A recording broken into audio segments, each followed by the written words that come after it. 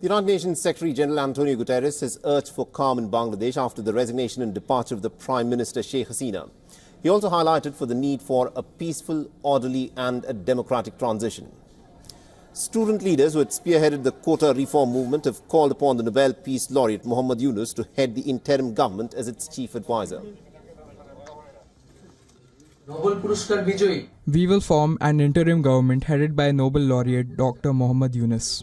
Dr. Muhammad Yunus has also accepted this responsibility to protect the people of Bangladesh. We want to present this proposal to the President in the morning itself to form an interim government under the leadership of Dr. Muhammad Yunus. Now, Muhammad Yunus and his Grameen Bank had won the 2006 Nobel Peace Prize for work to uplift the millions of Bangladeshis out of poverty by granting tiny loans of less than $100 to the rural poor of Bangladesh without any collateral. The Nobel laureate, who has been a fierce critic of the former Prime Minister, was indicted in the month of June on charges of embezzlement, charges that he has vehemently denied. Now, India's NSA Ajit Doval met with Hasina after she landed at an airbase near Delhi and discussed the situation in her country. The ousted leader is currently reported to be staying at the base under the protection of the Indian Air Force commandos. The Indian Air Force, in fact, is on alert in every eastern sector in view of the developments in the neighboring nation.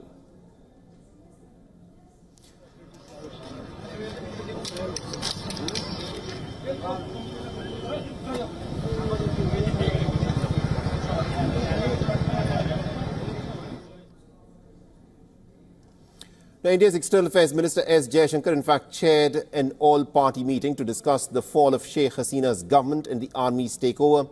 Home Minister Amit Shah, Defence Minister Rajnath Singh and the leader of the opposition Rahul Gandhi also attended the meeting.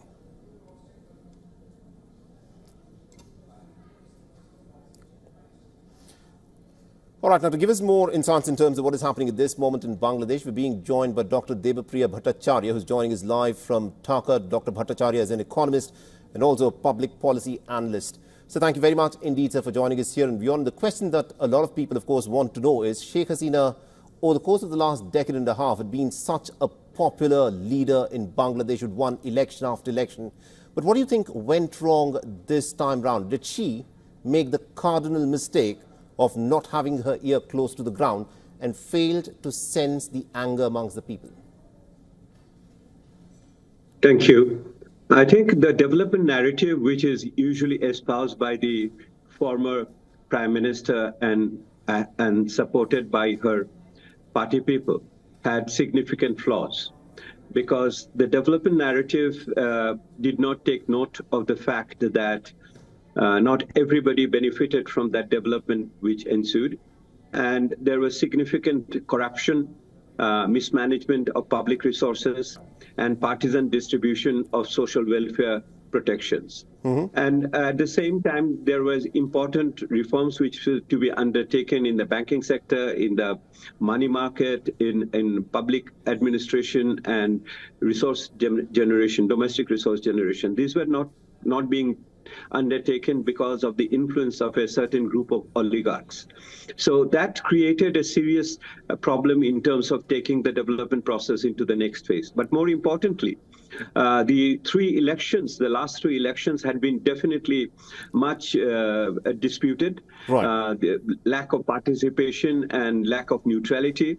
So the people were really unhappy because they didn't get the chance to voice their discontent or their choices. Right. So this combination of lack of, inclusive development and lack of voice in a democratic process, these two together really created a groundswell within the middle class and particularly amongst the younger community. So what we see is an upsurge of the public discontent which has accumulated over time, and there was no political sensitivity in resolving these problems as it happens in an authoritarian system, and that's what we are seeing at this moment. Yeah, a lack of sensitivity is what you've pointed out. Now, Sheikh Hasina's son, who spoke with WION a little while back, he said that the people of Bangladesh have been ungrateful for the work that Sheikh Hasina has done during her prime ministership. He, in fact, even went on to say that the tenure of Sheikh Hasina would be seen as the golden period in the history of Bangladesh. And further, he warned that Bangladesh will turn into another Pakistan. What do you make of that assessment by him? I think this is a frustrated person speaking, and I will let the people judge how the people will look back and assess the tenure of Madam Hasina. The issue is, at the end of the day, we will have to give the people the opportunity to speak their mind and choose their own representatives. So that opportunity they were deprived of. That is the reality. And the point one would ask, why did the 15 years of rule really bring us to such a situation when we cannot really deal with the people's aspiration and manage the country in a peaceful way? That would be a challenge or issue. In fact, the people of Bangladesh will take lessons that how not in the future repeat such mistakes and what kind of safeguards we can put in. As we speak, there is a power vacuum in Dhaka. The new government is yet to take charge. There are challenges in putting that government together. There are very different types of forces now, currents and undercurrents.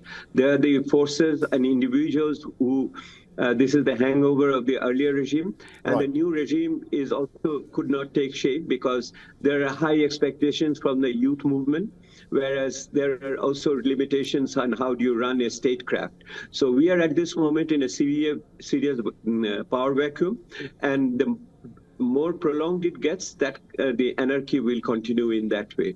So we'll have to give the next 24 hours and see how it takes shapes, whether the parliament is dissolved, whether martial law is being announced, or what type of caretaker government we put in place. I think the choice of Professor Yunus, and yes, is a choice, but we are not yet sure that is a clear choice at this moment. You know, you've been talking about power vacuum that we witness at this moment, and also the role that's been played by the army. It's difficult to predict as to what is now going to happen in Bangladesh over the course of the next 24, 48 hours. But what do you think about the role of the army, and what do you think would be the role of Dr. Yunus in the days ahead? Because a lot of people are suggesting that he should perhaps be in an advisorial position for the interim government.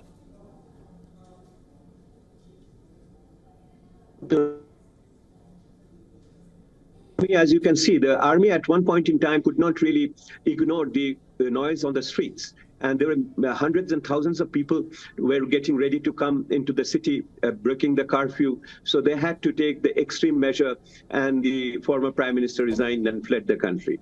So the army theoretically was the catalyst in this case. They responded to the noise on the street.